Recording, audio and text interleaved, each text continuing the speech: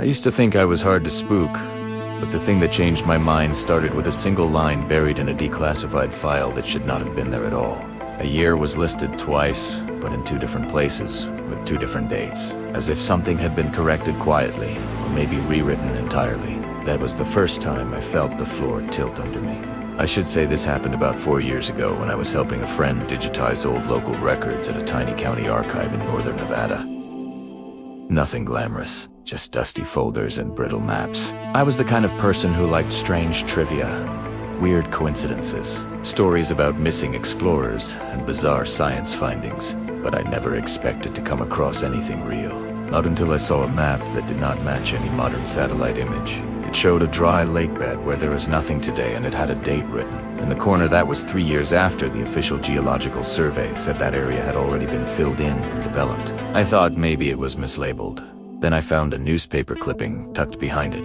The clipping mentioned a research team that had supposedly visited the site and recorded anomalous magnetic pulses. The odd part was that the article looked newer than the map, but the event it described was never mentioned in any public archive. I checked. I even searched for the names of the researchers. 3 of them existed, but all had died in unrelated accidents within the same month. That was what pulled me deeper. I started comparing dates. The weird thing is that the USGS seismic data for that region shows a brief spike on the exact day. The article said the team made its measurements, not strong enough to be an earthquake, but strong enough to be logged. Even stranger, the spike looks almost identical to a pattern recorded in 1977, the same year as the WOW signal. A few people online have pointed out correlations, but most dismissed it. Still, the pattern I saw was almost a perfect match. When I mentioned it to a guy I know who works in radio astronomy, he went silent for a second and asked me where I saw that file. When I told him, he just said that area had a habit of eating data. The climax hit when I noticed something I still cannot explain. The declassified file with the duplicate date. One version of the year was 1977 and the other was 2020. Same document, same line. 2 different years photographed on 2 different microfilm strips. You can imagine how that felt, like someone had spliced 2 timelines together, as if the map and the seismic spike in the article were never meant to line up, but they somehow did.